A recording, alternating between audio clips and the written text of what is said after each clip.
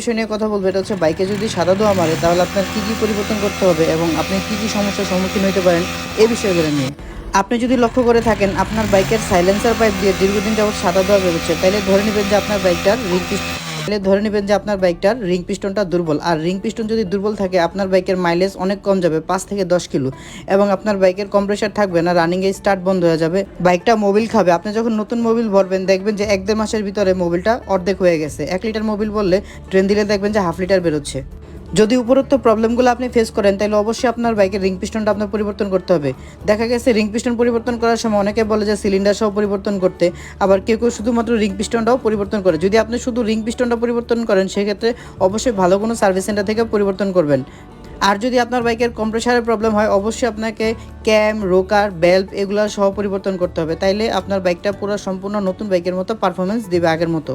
যদি আপনি ভালো কোনো সার্ভিস সেন্টার থেকে আপনার রিং পিস্টন পরিবর্তন করেন সেক্ষেত্রে পরিবর্তন করার পরই আপনি ইজিলি বাইকটা রাইড করতে পারবেন। আর যদি লোকাল কোনো গ্যারেজ থেকে করান সেক্ষেত্রে রিং পিস্টন পরিবর্তন করার পর 500 থেকে 1000 কিলো আপনাকে ব্রেকিং ফ্লুইড মেনটেন করতে হবে এবং ধীরে সুস্থে বাইক চালাতে হবে।